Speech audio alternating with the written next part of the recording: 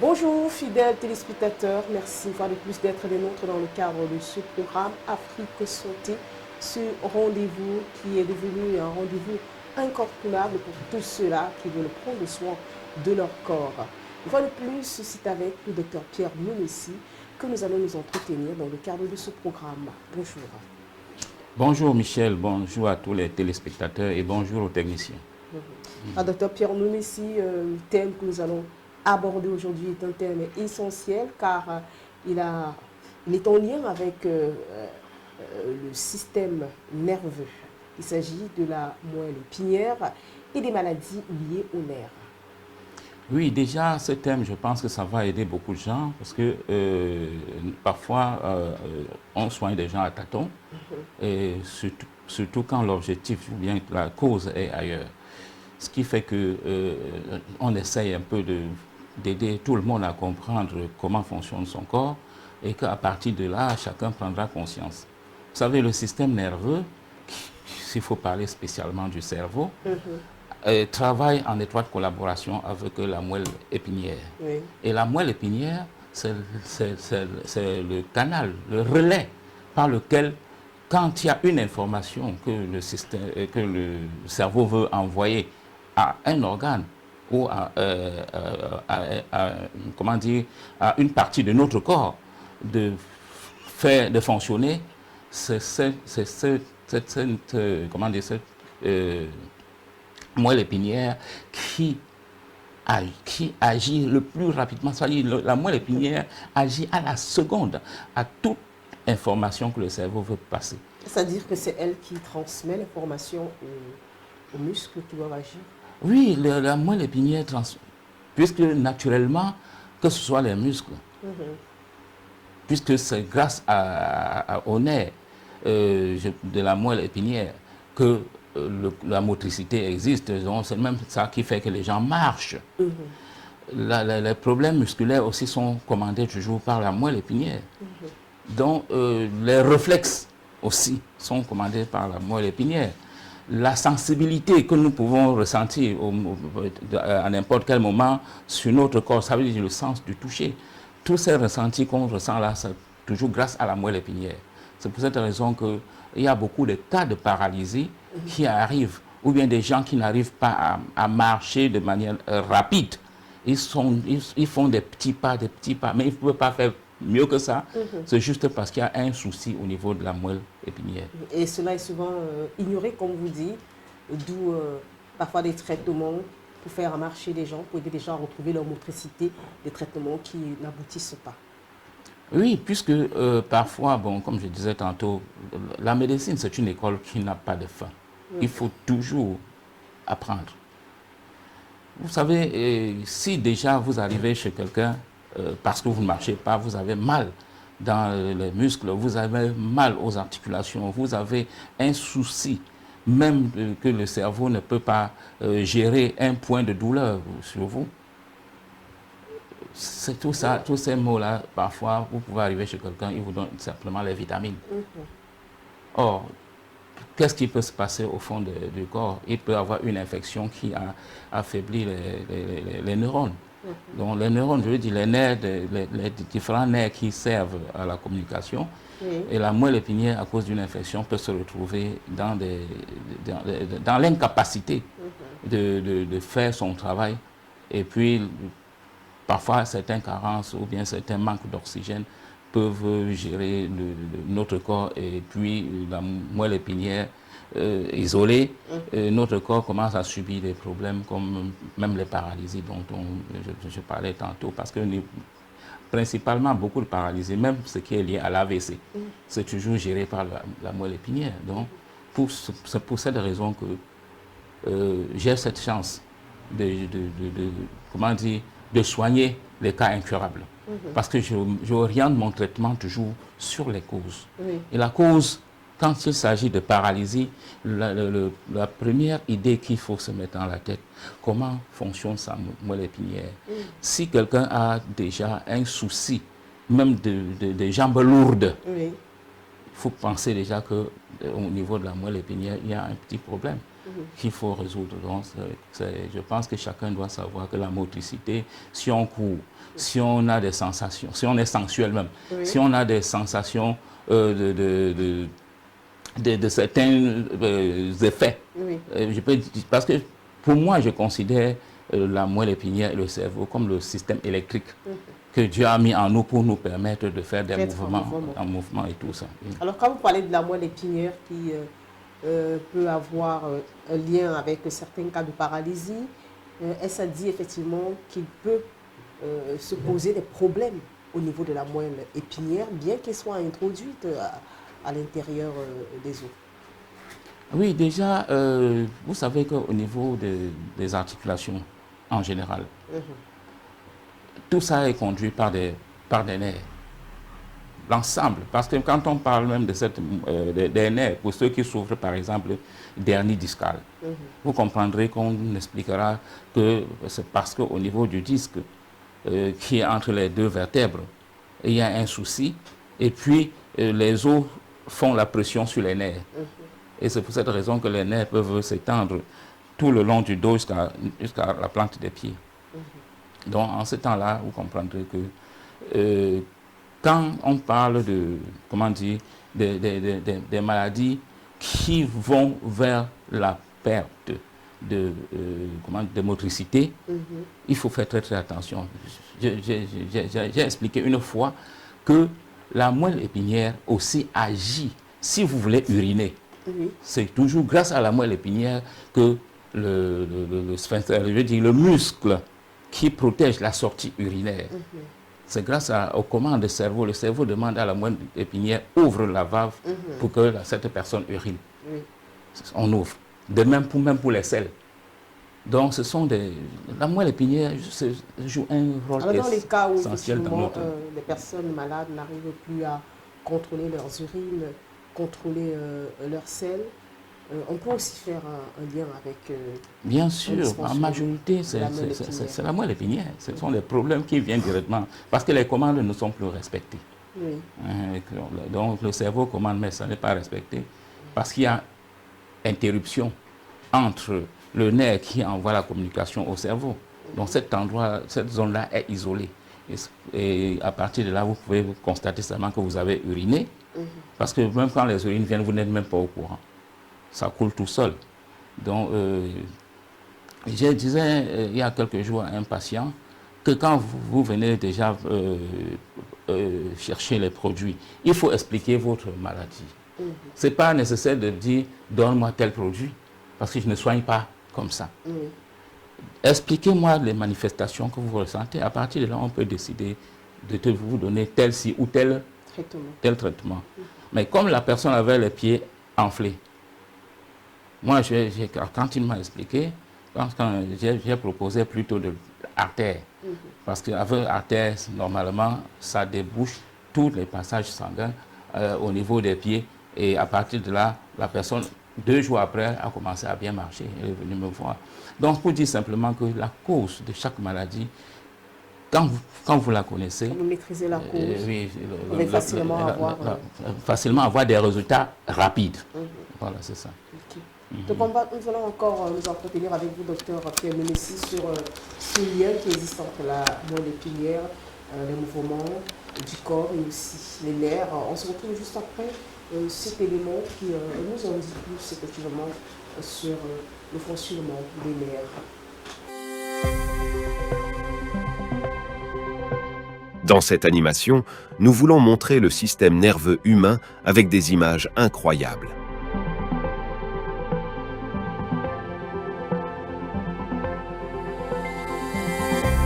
Le système nerveux du corps est un système complexe, composé d'innombrables cellules nerveuses qui servent, entre autres, à détecter les stimuli de l'environnement extérieur. On distingue généralement le système nerveux central et le système nerveux périphérique. Le système nerveux périphérique parcourt l'ensemble du corps et est représenté ici en jaune.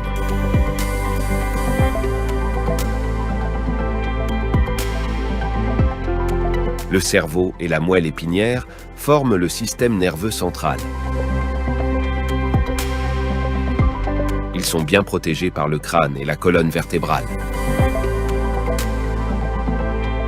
Notre colonne vertébrale est composée de vertèbres individuelles qui disposent d'un canal vertébral contenant du tissu adipeux et conjonctif ainsi que la moelle épinière. La moelle épinière, tout comme le cerveau, est entourée de 3 membranes. La membrane externe de la moelle épinière s'appelle la dure mère. Juste en dessous de la dure mère se trouve l'arachnoïde. L'arachnoïde est relié à la pimère par des trabécules arachnoïdiennes.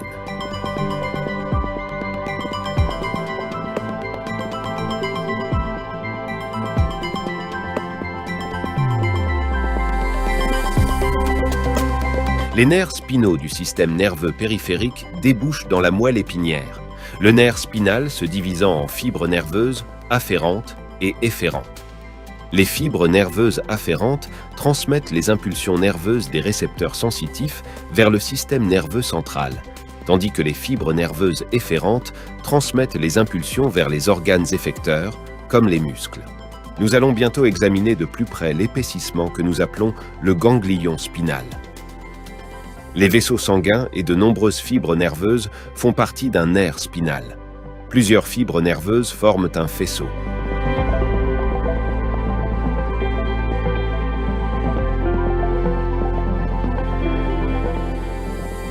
Les fibres nerveuses sont protégées par une couche protectrice connue sous le nom d'endonèvre. Sous cette couche se trouvent les cellules de Schwann. Si les cellules de Schwann créent des gaines de myéline, elles sont capables d'augmenter la vitesse de conduction des impulsions. L'augmentation de la vitesse de conduction se fait grâce à des interruptions régulières, appelées nœuds de Ranvier. Pour la conduction des impulsions électriques, la cellule utilise l'axone.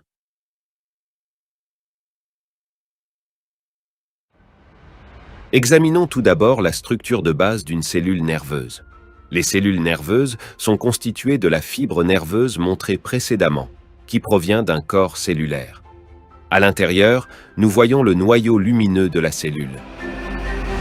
Les dendrites sont des prolongements du corps cellulaire des neurones et servent principalement à la réception des impulsions électriques. À l'extrémité d'un axone se trouvent des arborisations terminales. Les arborisations terminales font partie d'une synapse et sont donc également appelées boutons synaptiques. Les boutons synaptiques possèdent des canaux calciques qui peuvent s'ouvrir et se fermer. L'ouverture de ces canaux calciques se fait par une impulsion électrique. Dès que l'impulsion électrique atteint le bouton synaptique, les canaux calciques s'ouvrent et laissent entrer les ions calcium.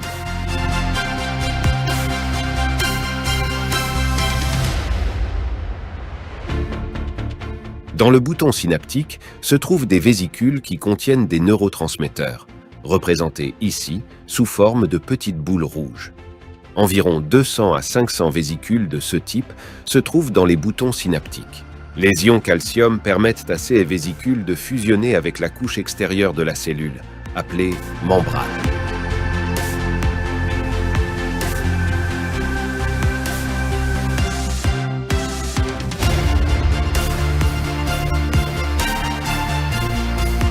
La fusion des vésicules et de la membrane permet aux neurotransmetteurs d'être transportés hors de la cellule. Ce processus est appelé exocytose. Les neurotransmetteurs rencontrent des récepteurs postsynaptiques qui convertissent, à nouveau, les neurotransmetteurs en une impulsion électrique. Grâce à une telle synapse chimique, une cellule nerveuse peut transmettre l'impulsion à une autre cellule nerveuse.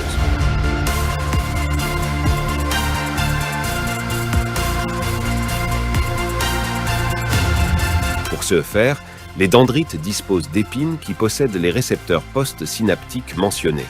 Les épines peuvent prendre de nombreuses formes, notamment des épines en forme de moignon et des épines fines.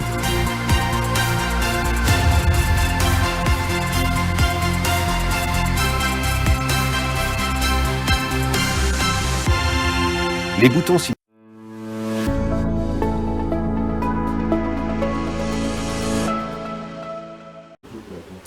Bon retour sur vous, fidèles téléspectateurs, si vous venez de nous rejoindre, sachez que vous suivez le programme Afrique Santé et le thème qui nous intéresse aujourd'hui concerne la moelle épinière, son rôle dans les activités motrices du corps.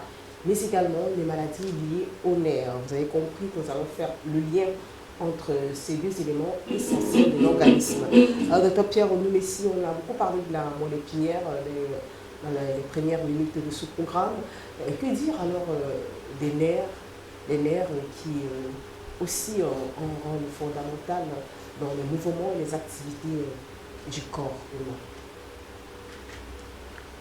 Déjà, dans la vidéo, vous avez entendu parler des effets magnétiques.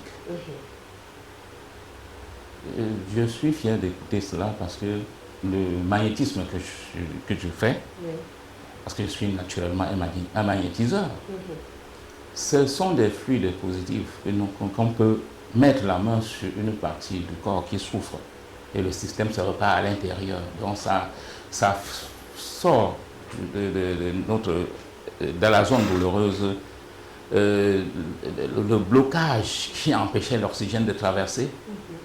Et ça, à partir de là, la personne peut retrouver vraiment un très grand soulagement. Vous savez, nous ne pouvons rien si on n'a pas les nerfs en bonne santé. Nous serons obligés de nous asseoir sur place parce que rien ne fonctionne. Raison pour laquelle je pense toujours qu'il faut que les gens comprennent que la moelle épinière, proprement parlant, c'est une zone qui nécessite beaucoup d'entretien parce que c'est grâce à l'entretien de cette moelle que le cerveau aussi se nourrit. Et à partir de ce moment, vous pouvez avoir une très très bonne santé. Donc, juste pour vous dire simplement que la santé n'est forcément pas seulement de croire qu'on vit, mais il faut l'entretenir pour éviter de se retrouver dans des positions, je peux dire, déplorables. Ce qui fait que je pense que chacun doit comprendre que le rôle des nerfs est déterminant pour notre bien-être. Puisque vous parlez effectivement de l'entretien du corps qui est essentiel si on veut rester en bonne santé, les nerfs, quelles sont les activités qui exposent effectivement les nerfs à un dysfonctionnement?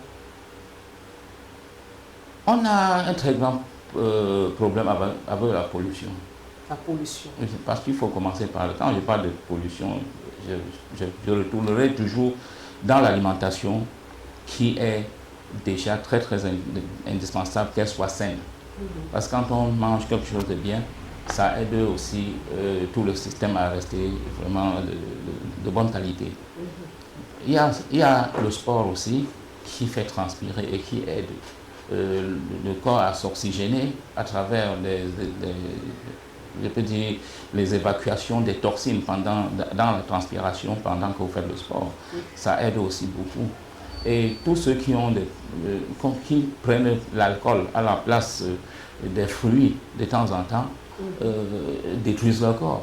Parce que non seulement, moi je disais à un papa il y a quelques jours que vous m'avez dit tantôt que votre enfant est très très très faible à l'école, il ne comprend rien, il est étourdi, c'est cela. Il a dit non, le problème n'est pas que l'enfant n'est pas étourdi, c'est vous-même qui ne comprenez pas que l'enfant est malade. Il me dit mais c'est quelle maladie que l'enfant peut...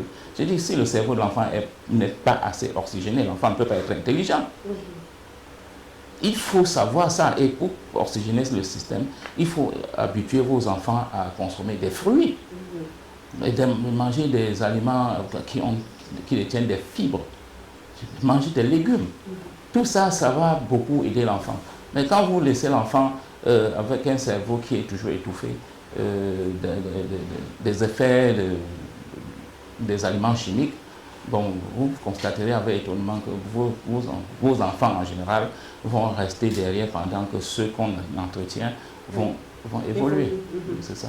Alors, c'est-à-dire effectivement que l'entretien des nerfs, forcément, a aussi un lien avec l'alimentation. Oui, mais bien sûr.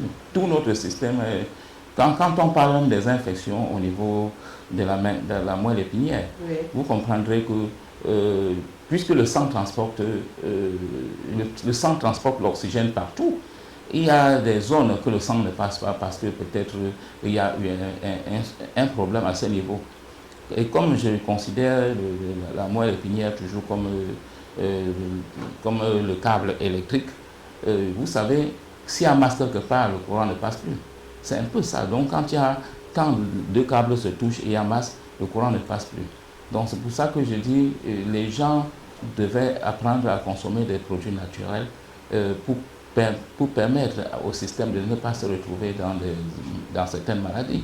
Alors, si maintenant vous avez une mauvaise vie, vous êtes alcoolique, vous êtes drogué, vous êtes dans toutes les fentes, et que maintenant les maladies vous ramassez par-ci par-là, vous chargez dans votre corps, vous allez constater avec étonnement que vous plaindrez toujours. Parce que soit vous avez un problème par-ci, soit vous avez un problème par-là. Et l'alcool aussi agit aussi très négativement sur les nerfs. C'est pour cette raison que je parlais d'une masse. Parce que quand vous prenez des choses qui sont chargées d'acidité et que les nerfs se touchent quelque part, il y aura masse. Et la zone que le cerveau commandait doit être isolée. Et le cerveau n'arrivera plus à donner de l'ordre à cet endroit-là. Il y a des gens qui ne connaissent même quand vous touchez leurs pieds, ils ne savent pas. Ils ne sont même pas au courant que vous êtes en train de le toucher. C'est parce que les nerfs, à cet endroit-là, ce qui commandait cette zone-là a été bloqué comme une masse, et puis le circuit est bloqué. Et donc, ce qu'il y a de très important, c'est de veiller à son alimentation, c'est de tout faire pour que tout le système soit beaucoup plus sain que d'être envahi de toxines et d'acidité. Et que dire, Dr. Kenemessi, des gens, par exemple, qui sont surmenés parce que par manque de repos? Cela, vous avez parlé de beaucoup d'alimentation. Et que dire du repos? Est-ce que le repos n'a pas sa place? Des gens qui travaillent beaucoup, des gens qui sont colériques. Que dire de cette catégorie de personnes? Vous savez, quand vous parlez des gens qui ne se reposent pas et qui sont même colériques, je veux expliquer ça sur deux façons différentes. Bon, les gens qui travaillent trop, ils sont sous un problème de stress, des exigences, ce qui fait qu'ils vont au-delà de leur capacité, parce qu'il faut absolument produire des résultats. Et ceux-là aussi, ils doivent savoir, parce que le repos est très très indispensable. C'est même le repos pour la santé des nerfs. C'est même le repos qui permet aux nerfs maintenant de se détendre tranquillement pendant que vous reposez. Surtout qu'il faut aussi avoir un sommeil réparateur. Si vous travaillez trop de jour et de nuit, vous allez finir par craquer. Parce qu'en ce temps-là, le système nerveux va chauffer. Quand on parle de surménage, ça veut dire que le système nerveux a pris un coup, donc le système nerveux devient tout chaud. Et ça fait que vous avez même des problèmes de perte de mémoire même, parce que quand c'est trop fort, vous êtes perdu. Vous devenez une autre personne. Et j'ai toujours dit que même les gens qui sont hyper tendus, c'est toujours les conséquences de la mauvaise alimentation, avec parfois de l'eau glacée que nous consommons dans un milieu chaud. Parce que l'eau glacée favorise facilement la formation des caillots qui vont boucher les artères. Et c'est pour cette raison qu'on parlera de l'hypertension artérielle. Il faut simplement que les gens sachent aussi qu'avec l'hypertension, on peut se retrouver dans beaucoup de complications liées à la moelle épinière et même au cerveau. Donc c'est quelque chose qui est un peu considéré comme une maladie aussi capable de vous amener un jour à une paralysie. Je parle de l'hypertension. Oui, parce que tout ça, c'est dans l'hypertension, vous n'êtes pas tranquille. Dans le surménage même, vous pouvez subir beaucoup de conséquences. Parce que quand vous êtes toujours colérique, voilà, effectivement, pour ceux qui sont colériques, qui se mettent facilement en colère, oui. Ceux qui, par exemple, qui gardent des rancunes dans leur cœur, qui sont tout le temps en train de ruminer des mauvaises pensées. Tout ça là, ça expose les nerfs. Ça expose les nerfs. Ça expose les nerfs parce que vous n'êtes pas libre. C'est un peu comme ce que je disais à quelqu'un, quand vous êtes malade et que vous avez quelqu'un de posé qui est comme votre garde malade, vous avez plus de chances de vous en sortir. Alors, si vous êtes malade, alors vous avez quelqu'un de colérique autour de vous qui va vous blâmer même dans votre état. Et tout ça, il va finir par vous tuer. Parce que, et il croira qu'il n'a jamais tué. Et pourtant, il l'a fait. Parce que l'état colérique est très, très mauvais. C'est que l'adrénaline, en ce moment-là, est beaucoup montée. L'adrénaline, moi, je dis toujours, c'est, comment dire, une hormone négative qui agit sur tout le corps, y compris le système nerveux. Bon, et quand vous avez déjà l'adrénaline assez importante dans le système, vous devenez alors quelqu'un de très dangereux. Une personne colérique, comme c'est juste la colère peut amener très dangereux. Voilà, les gens à faire des choses. Oui, oui, avant de réfléchir. Oui. Parfois, bon, c'est trop tard, ils ont déjà fait. Donc, moi, je pense simplement que si les gens pouvaient m'écouter, on ne devait pas voir la vie à la façon dont on voit aujourd'hui, puisque les gens sont tellement accrochés au matériel, ils sont capables de tuer quelqu'un même pour 50 francs. Donc, ce sont des actions que les gens ne devaient pas avoir. Il faut simplement savoir que l'état positif, non seulement nous permet d'avoir une bonne santé, mais nous permet aussi de vivre équilibré. Donc, quand vous parlez des pratiques pour prendre soin, par exemple, des nerfs. Alors, vous avez évoqué le sommeil réparateur. Plus précisément, qu'en est-il quand vous parlez qu'il est nécessaire de toujours avoir un sommeil réparateur? Vous savez, l'inquiétude nous amène à beaucoup de problèmes liés au stress. Et quand vous vous couchez et que vous ne pouvez pas dormir, vous aurez mal au front. Ça, c'est même les premiers signes qui montrent déjà que vos nerfs sont en train de chauffer. Les douleurs au niveau du front. Au niveau du front. Vous allez sentir des douleurs au niveau du front. De temps en temps, vous allez masser votre front et vous allez de temps en temps secouer la tête parce que ça ne va pas à l'intérieur. Ça, c'est les conséquences de l'insomnie. Et alors, moi, je dis, chaque personne devrait connaître qu'il existe naturellement des plantes, ce n'est pas des trucs chimiques, qu'il existe des plantes que si chaque jour, au lieu de prendre souvent des trucs faits par une mauvaise publicité contre le Nescafé par exemple, parce que ce sont des éléments forts aussi. On peut avoir... dire le café en général. Alors. Oui, bien ce sont des éléments forts, mais je ne condamne pas, puisqu'il peut arriver des moments où je sens que je suis un peu fatigué au niveau de la tête. Je prends un verre de Nescafé. Parler effectivement de fatigue. Parfois, les gens utilisent le café, ils boivent du café pour pouvoir stimuler le corps, travailler dans la nuit pendant des heures. Mais il existe aussi une autre plante qu'on peut utiliser de temps en temps pour avoir un bon sommeil. C'est ce qu'on appelle la citronnelle, ce qu'on appelle ou encore le fipagras, parce qu'il faut dire comme ça que tout le monde comprenne. Oui, en consommant ça de temps en temps, ça fait beaucoup de bien. Et bon, si je veux parler de valériane, bon, je ne sais pas, je préfère rester sur les plantes les plus faciles qu'on peut consommer pour avoir un bon équilibre. Alors, docteur Pierre Domessi, on sait qu'il y a aussi les baumes. Il y a beaucoup de gens qui font usage de baumes sur la nuque, très souvent, pour essayer de calmer, les nerfs. Est-ce que cette pratique-là, vous la conseillez aussi? Non, je ne déconseille pas. Mais le plus grand, comment dire, le plus grand geste meilleur possible, c'est le repos. C'est le repos. C'est le repos. C'est-à-dire, si vous êtes en ville, par exemple, et que vous voyez que vous êtes tellement embêté, autant mieux vous descendez au village, vous faites même 3, 4, même pas une semaine. Vous serez éloigné de beaucoup de problèmes et le corps, vous allez vraiment dormir et vous ressourcer de manière qu'avant que vous ne reveniez en ville, vous serez déjà préparé en conséquence pour continuer à travailler. Mais celui qui travaille sans arrêt, il ne peut pas, sans repos, il ne peut pas s'en sortir. Bien sûr qu'il va utiliser les baumes pour calmer. Mais est-ce que le soir, au moment de se coucher, quand il va voir que le premier pas qu'il a franchi pour atteindre tel objectif, il n'a pas pu le faire, la nuit, il va passer la nuit à réfléchir et à dire, ouais, j'aurais dû faire ceci, j'aurais dû faire cela. La nuit va passer et il aura une nuit blanche. Donc, le repos, il faut savoir se déconnecter aussi, même sur le travail. Savoir se déconnecter du travail. Oui, se déconnecter du travail pour un moment. C'est pour cette raison que ça existe les congés après un an de travail. On vous donne au moins 21 ou ça dépend. Jours pour vous reposer avant de revenir. C'est très important. Mais malheureusement, qu'est-ce que les gens font? On les donne les 21 jours, ils entrent dans les bars. C'est ce qui est très mauvais. Au lieu de prendre, oui, le repos.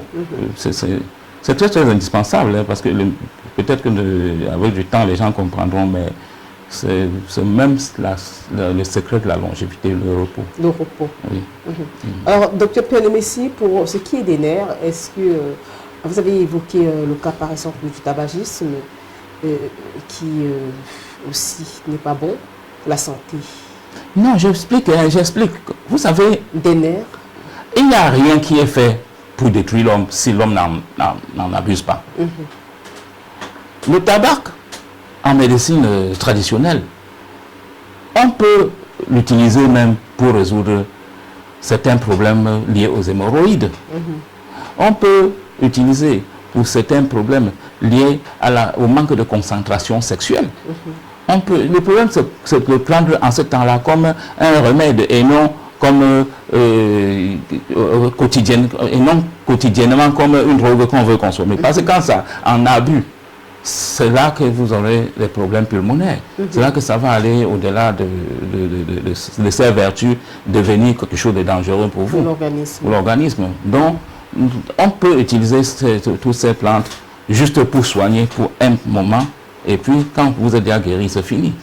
Donc, naturellement, c'est la cigarette qui est très dangereuse. Parce que c'est dans la cigarette qu'il y a la présence chimique de beaucoup d'autres choses pour la conservation qui fait que ça devient dangereux pour notre organisme.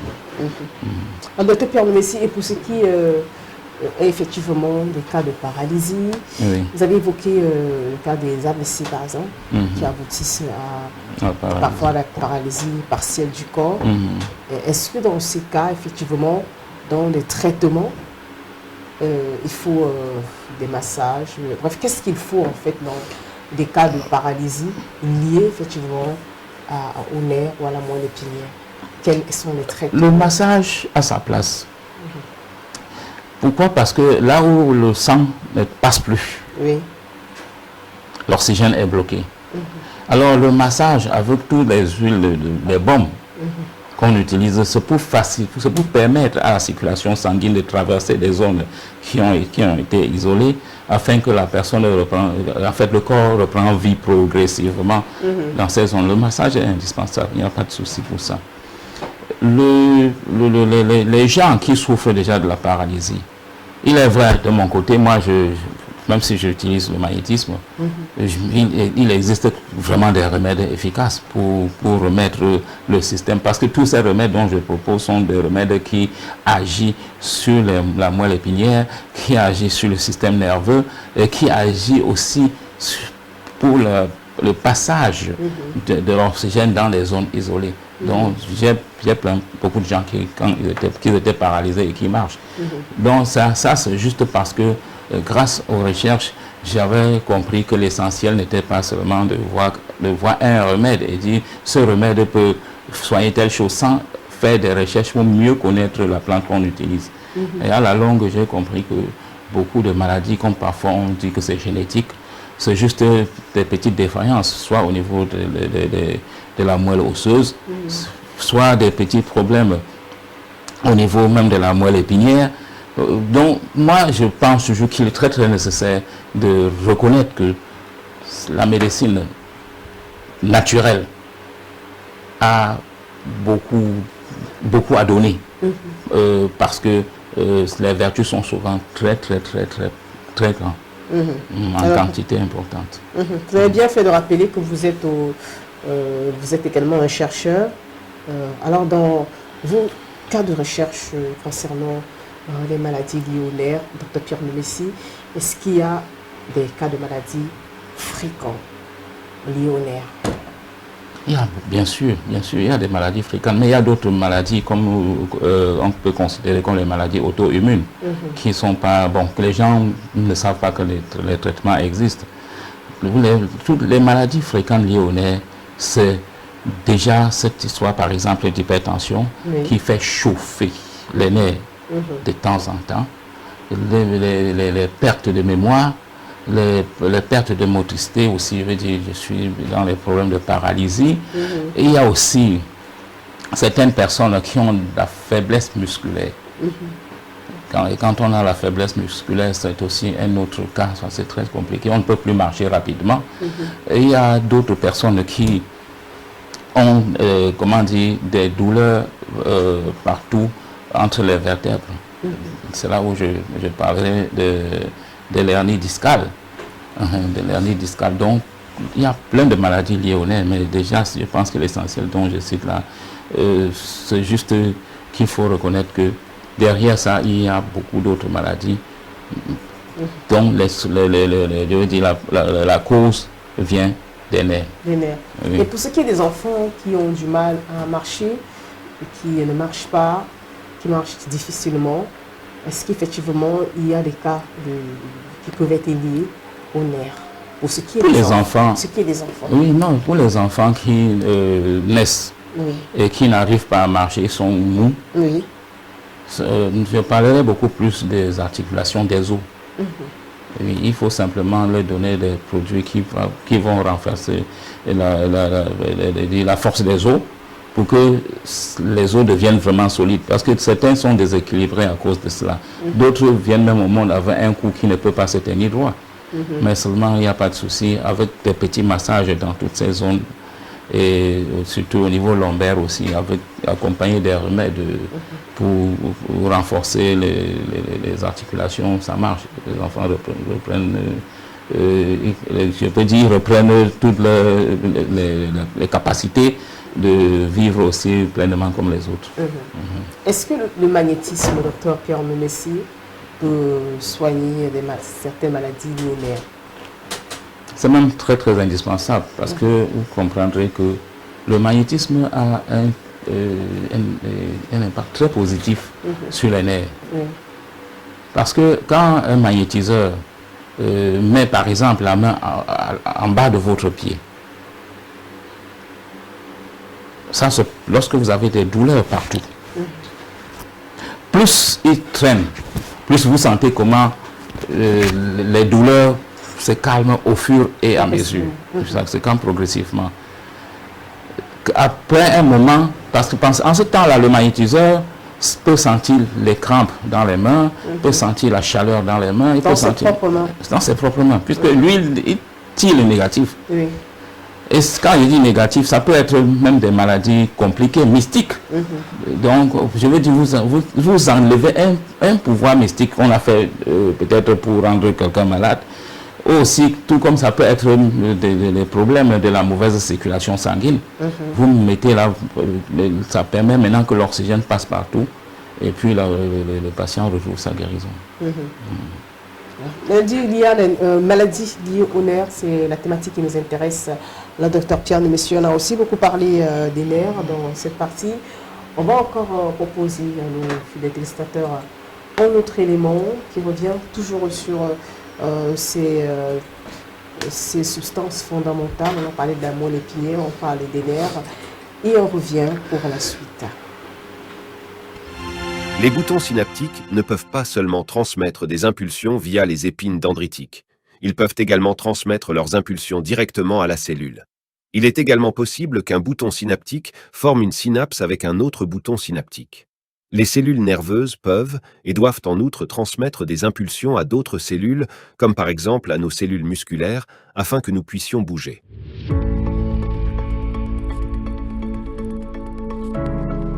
Revenons maintenant à la moelle épinière et aux nerfs spinaux. Les impulsions sont transmises par les fibres nerveuses.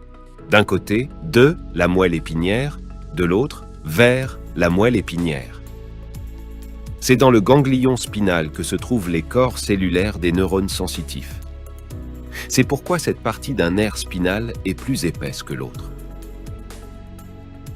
Les neurones du ganglion sont des neurones pseudo-unipolaires dont l'axone se divise en deux branches.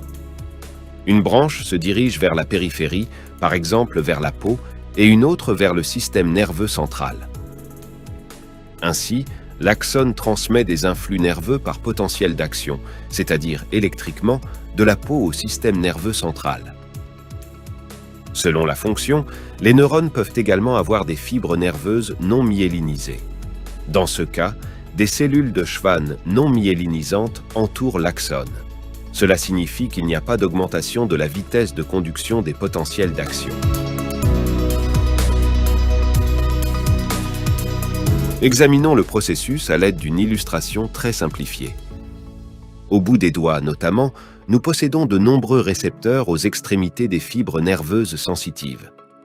Lorsque les récepteurs d'un neurone sensitif reçoivent un stimulus mécanique, celui-ci est converti en un signal électrique et transmis à un autre neurone de la moelle épinière via l'axone.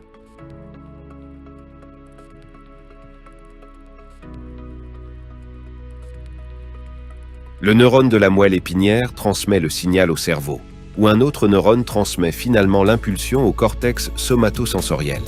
C'est là que le signal est traité.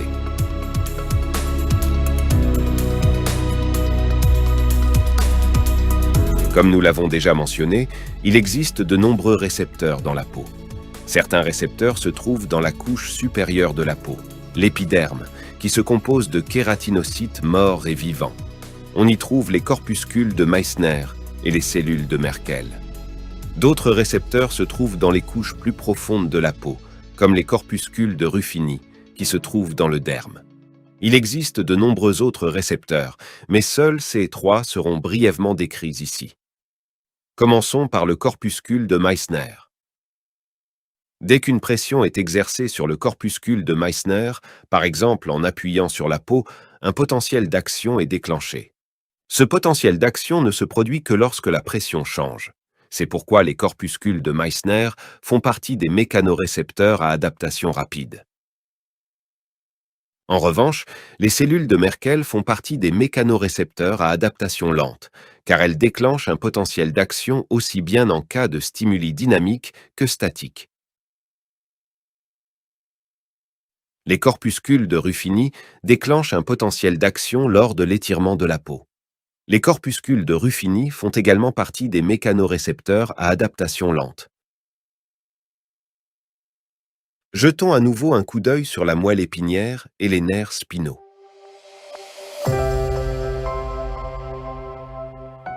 Les axones des nerfs sensitifs se terminent par des cellules nerveuses dans la moelle épinière. Des corps cellulaires de ces cellules nerveuses partent des fibres nerveuses, que l'on peut voir ici comme de fins filaments, et qui atteignent le cerveau. Les fibres nerveuses sont appelées substances blanches, et les corps cellulaires, substances grises. Lorsque les récepteurs de la peau ou des organes génèrent un potentiel d'action, ils transmettent ce potentiel d'action au corps cellulaire via les fibres nerveuses sensitives.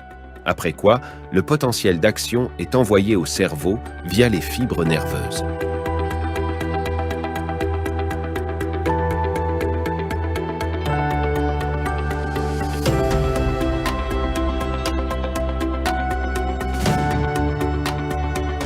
D'en haut, nous...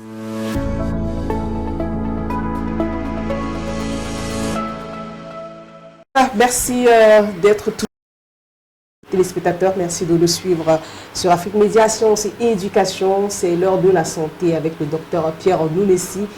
On s'entretient autour de la thématique relative au rôle de la moelle épinière, mais également aux maladies liées aux nerfs. Vous avez compris qu'il y a forcément un lien entre la moelle épinière et les nerfs dans le fonctionnement des mouvements du corps. Alors, docteur Pierre Nounessi, j'aimerais qu'on parle maintenant de la vue. La vue, est-ce qu'effectivement, ou encore dans quel sens est-ce que les nerfs peuvent avoir un impact sur la vue, ou encore la dégradation de la vue? Oui, il faut comprendre que les mêmes nerfs, comme je disais toujours, c'est comme un système électrique. Vous savez, dans nos yeux, il y a la présence de ce qu'on appelle le nerf oculaire. Et ce nerf oculaire agit de manière que l'œil soit capable de capter la lumière du jour. Et quand l'œil capte la lumière du jour, le fond de l'œil, que j'appelle ça souvent réglette, j'aime bien expliquer comme ça, pour qu'on puisse comprendre terre à terre. Le fond de l'œil qui prend alors cette lumière nous permet de voir. Parce que la lumière du jour vient et se retrouve là-bas, et c'est à travers cela que nous voyons. Bon, alors, si les nerfs oculaires ont un souci, on peut se retrouver dans ce que nous appelons régulièrement le glaucome. C'est les douleurs qui est une maladie des yeux. Bon, le glaucome, alors maintenant, agit sur les nerfs. Il y a des gens qui resteront toujours à se plaindre. Soit les yeux se font mal, soit ils ont des douleurs au niveau des bordures là, parce que les nerfs chauffent à l'intérieur. C'est pour ça que la tension oculaire, on en parle aussi. Et donc, il y a cette maladie que j'appelle glaucome, qui agit beaucoup sur les problèmes de vue. Maintenant, si on va avancer, on va parler de cataracte. Oui, la cataracte. Les cataractes, maintenant, vous comprendrez que il y a eu un souci sur les yeux, et puis maintenant, il y a une croûte qui se forme maintenant sur la pupille. C'est ce que j'appelle cataracte. Et quand la croûte est là, ça se développe progressivement jusqu'à la perte de la vue, perte totale de la vue. Et cette cataracte, ce sont toutes les conséquences, comme j'ai l'habitude de dire, de certains... Bon, on peut avoir un choc, hein. Un insecte peut vous piquer vos yeux, on peut avoir un choc, on peut aussi, à cause toujours de la mauvaise alimentation, le sang transporte du n'importe quoi et ça se retrouve dans nos yeux. Et ça peut développer aussi ce que j'appelle tranquillement cataracte. Donc, j'ai toujours conseillé aux gens, Dieu a tout mis à notre disposition pour éviter ces genres de... La consommation simple des carottes de temps en temps, sans éplucher, parce que quand je vois les gens râper la carotte pour enlever la peau, qui est je ne considère pas qu'ils sont en train de se soigner, mais parce que c'est la peau des carottes qui est très très efficace pour les yeux. Ce n'est pas le jus de carotte. La peau qu'on gratte, on jette là, c'est ça qui nettoie le système oculaire. Donc de temps en temps, si les gens consomment ces genres de choses au lieu de la bière, on mettra aussi nos yeux en très bonne santé, s'il faut dire comme ça. Alors vous conseillez effectivement la consommation de la carotte pour l'entretien de la vue? Pour l'entretien de la vue, il faut tenir compte. Il y a aussi la banane qu'on peut consommer pour l'équilibre de la température intérieure de notre corps. Cette banane aide bien les nerfs à se détendre. La banane douce, aussi simple que ça. Donc moi je dis, bon, vous voyez, il y a des gens qui souffrent même de la myopie. Si on leur dit que le remède de la myopie existe, ils ne doivent pas croire. Pourtant, il suffit que le système intérieur de l'œil soit bien nettoyé à travers la bonne alimentation ou à travers les remèdes pour que le système reprenne son fonctionnement normal. Donc, il n'y a même pas de souci à ce niveau-là. Alors, dans quel sens est-ce que la moelle épinière intervient aussi dans le cadre de la vue ou encore les activités visuelles du corps? La moelle épinière intervient partout, partout, jusqu'aux orteils, partout. C'est la moelle épinière qui reçoit l'ordre du cerveau et agit partout dans notre corps. J'ai dit tantôt que même les sensations, l'état sensible de notre corps, c'est toujours les effets de la moelle épinière.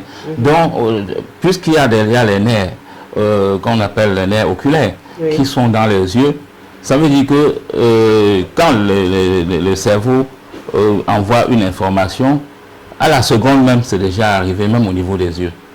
Donc, la moelle épinière a un rôle général sur tout notre corps. Et pour l'entretien de la moelle épinière, Dr Pierre de Messie, quels sont les conseils que vous pouvez donner? Je disais tantôt, il faut aimer les légumes. Il faut aimer les fruits en général. Parce que les fruits ont un effet très très avantageux sur les nerfs.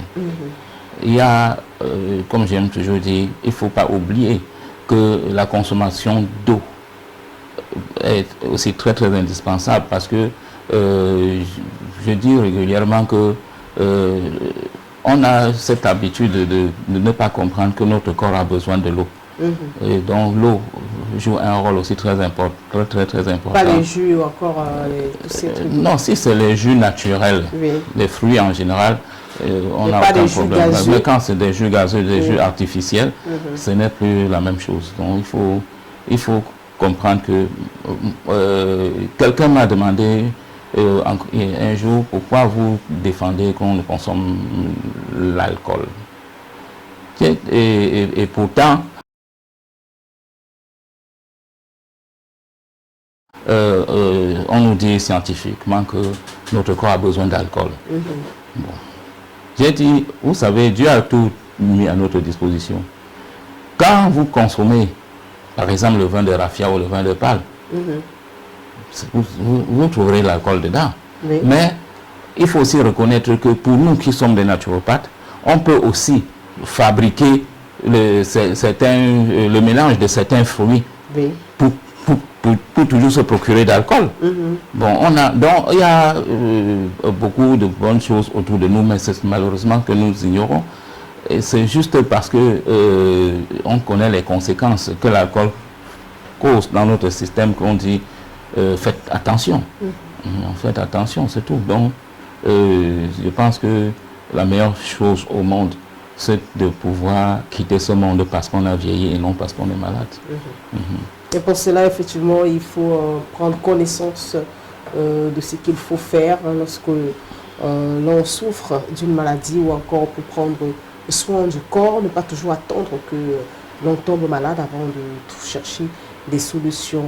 Dr Pierre Ndoumessi, pour ce qui est des maladies liées aux nerfs, est-ce qu'on peut effectivement y faire un lien avec les AVC? Oui, bien sûr. Vous savez, quand on parle d'AVC, on parle beaucoup plus de la circulation sanguine, on parle du cœur, parce que du moment où le sang n'a pas pu atteindre le cerveau, le système a chopé. Et on se retrouve maintenant peut-être dans une situation qui montre que les nerfs sont touchés. C'est pour ça qu'on parlera de la paralysie faciale. Bon, vous ne pouvez pas cracher à 2 cm de vous. Or que vous pouvez, avant, quand tout allait bien, vous pouvez cracher à distance, et ça va à distance. Bon, maintenant, c'est parce que les nerfs ont commencé en fait, à cause du choc, du manque d'oxygène, les nerfs de la zone se sont retrouvés isolés et puis la paralysie vient. Et quand ça vient, cette paralysie arrive déjà, vous allez constater que ça peut choisir aussi un côté de votre corps. Toute la zone qui n'est pas alimentée doit vraiment se paralyser et vous allez vous retrouver dans cette situation. Donc les AVC aussi font partie des maladies des nerfs parce que si on peut nécessairement éviter cela en permettant que la qualité du sang soit toujours meilleure. Je pense que même les AVC n'auront pas de place. C'est l'alimentation chimique avec les excès d'acidité qui favorisent la coagulation sanguine qui nous amène à nous retrouver dans cette situation. Et pour quelqu'un qui a donc subi un AVC et qui a une paralysie partielle, pour des cas comme ça, quel est le traitement que vous leur donnez pour qu'ils puissent retrouver la motricité de leur corps? Non, il y a des remèdes, parce que j'ai des remèdes qui agissent normalement pour régénérer les nerfs affaiblis ou bien les nerfs morts. En fait, les nerfs morts, voilà. Il faut savoir que il existe des remèdes pour remettre tous ces nerfs en état. Et tous ces remèdes agissent sur la moelle épinière, agissent sur tous les nerfs moteurs et agissent aussi sur le système nerveux, en fait le cerveau. Et à partir de là maintenant, la personne commence à ressentir la vie reprendre dans ses membres qui ont été interrompus. Alors, toujours pour ce qui est de la moelle épinière, Dr Pierre Ndoumessi, le cerveau, quant à lui, aussi est exposé à des cas de maladie. Et dans ce cas-là, est-ce que déjà, quelles sont les maladies, selon vous, qui peuvent plus exposer le cerveau? Et est-ce que lorsque le cerveau est atteint, cela impacte directement sur les nerfs? Sur le système nerveux. Oui, puisque c'est le cerveau qui est le commandant des nerfs. Si lui s'il ne fonctionne plus bien, bon, c'est tout le corps qui en pâtit, parce que c'est pas facile qu'un cerveau malade vous conditionne encore. Bon, mais il faut simplement reconnaître que il existe des maladies qui agissent vraiment négativement sur le cerveau. Et ces maladies, parfois, peuvent aller jusqu'au niveau du cancer, le cancer du cerveau. Bon, donc on a des problèmes cérébraux, donc les problèmes des céphalées, je veux dire, la mauvaise digestion, les constipations, qui sont les causes de beaucoup de maladies liées au cerveau. Donc, il faut simplement que du moment où quelqu'un est malade, si déjà il dit j'ai mal à la tête, la première question à poser, c'est de savoir s'il digère bien. Si il digère déjà bien, c'est autre chose, c'est qu'on va lui donner un autre produit. Mais s'il ne digère pas bien, la première des choses, c'est de lui permettre de digérer, et puis les problèmes vont partir. Et pour ce qui est de... J'aimerais qu'on revienne effectivement sur l'alimentation, puisque vous avez l'habitude de dire, selon vous, que lorsqu'on mange sain, on contribue largement à prendre soin de sa santé. Voilà. Et pour ce qui est de l'alimentation, Dr Pierre Renaud ici, est-ce qu'effectivement il y a une alimentation adaptée pour des personnes qui sont en train de suivre des soins pour retrouver la motricité de leur corps?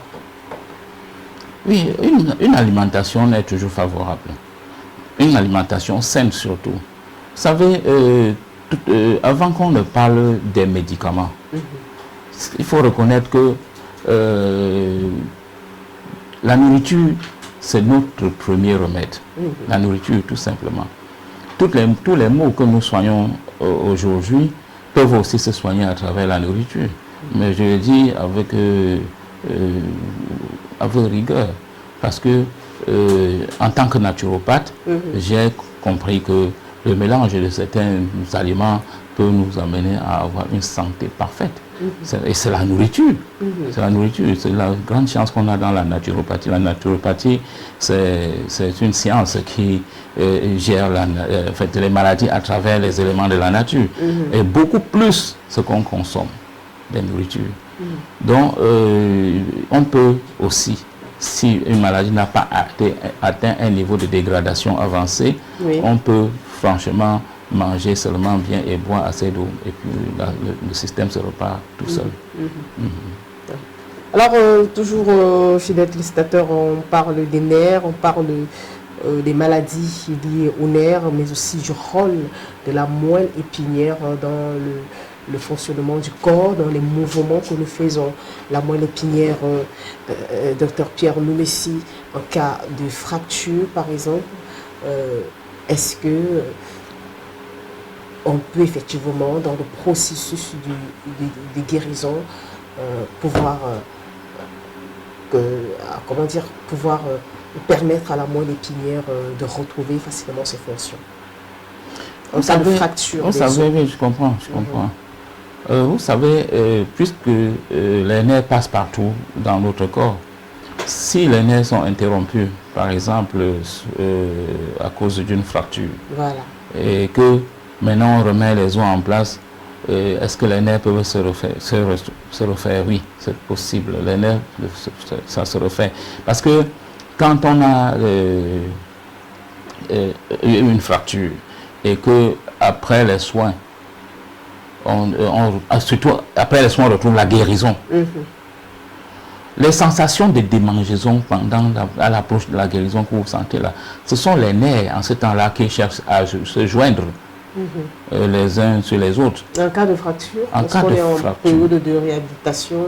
Tout ça, je veux dire, vers la fin, la phase de la guérison, là, vous savez, même les plaies Naturellement, au moment où ça commence à démanger, ça veut dire que ça signale déjà que le système est en train de se reconnecter.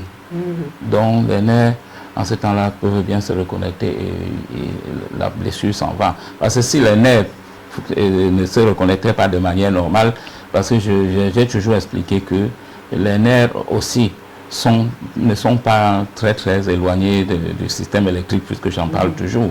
Donc il faut que chaque élément retrouve le morceau qui a été interrompu pour que le système se repart. Donc il n'y a franchement pas un problème, puisque même quand après, supposons que la fracture est grave et qu'on ampute même le pied, vous comprendrez que les nerfs alors vont s'arrêter au niveau là où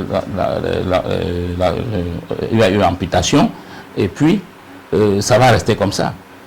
Mais l'essentiel déjà, c'est de reconnaître qu'après fracture, il faut toujours savoir que les nerfs finissent toujours par se remettre les unes sur les autres, se recoller et permettre le fonctionnement normal. Alors, docteur Pierre Nomecy, en cas de plaie béante, difficile à cicatriser, est-ce qu'effectivement, dans ce cas-là, on peut faire un lien avec les nerfs? Les plaies qui sont difficiles à cicatriser et qui coulent de l'eau à chaque moment qu'on met les remèdes dessus, à mon niveau, je ne mets jamais de remèdes sur les plaies. Quand vous avez une plaie, je vous donne des remèdes à boire. Ce remède agit à l'intérieur et puis la plaie guérit.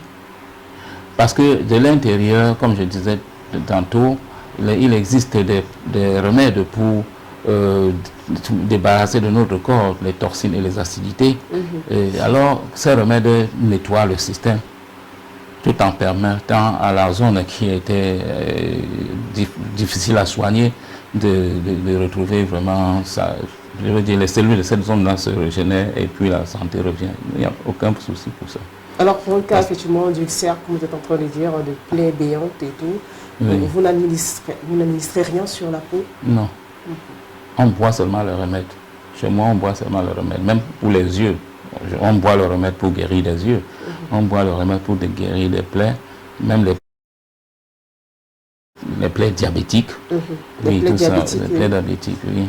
On boit les remèdes pour lorsqu'il y a déjà même l'apparence de la gangrène qui agit déjà peut-être sur une zone où la plaie a commencé déjà à se développer et créer maintenant des ruptures entre les os.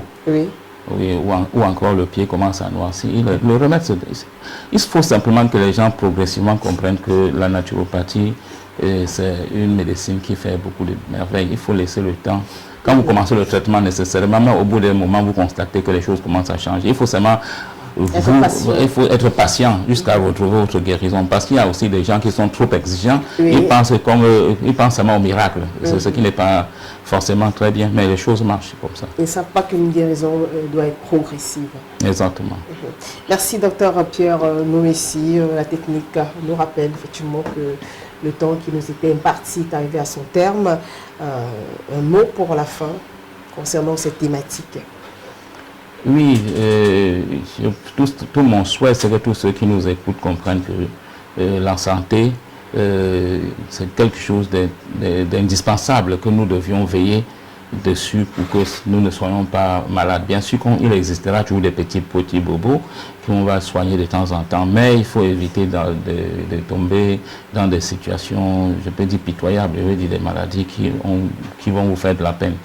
Je souhaite simplement que les Africains, malgré la subvention suspendue par les États-Unis, que les Africains comprennent qu'ils ont de la matière grise sur place et qu'ils peuvent aussi s'en débarrasser de beaucoup de maladies qui ne savaient pas que les solutions existaient. C'est pour cette raison que ces émissions que nous faisons ici, c'est pour orienter les gens et même les traitants à comprendre que le monde, ce n'est pas seulement de donner des remèdes, mais il faut aussi s'imprégner dans des recherches pour aider les populations. La recherche, toujours la recherche également pour faire avancer aussi la médecine traditionnelle africaine. Merci, docteur Pierre Nomecy. Je rappelle à la fin de ce programme que vous êtes naturopathe, magnétiseur et également chercheur, c'est-à-dire pour vous continuer toujours à chercher pour améliorer vos connaissances. Oui, exactement. Merci, fidèles téléspectateurs. Nous sommes arrivés au terme de ce programme. Merci de nous avoir suivis. Merci aussi à toute l'équipe technique mobilisée sur ce plateau qui a permis la bonne réalisation de ce programme. Nous vous quittons au plaisir de vous retrouver très prochainement. Au revoir.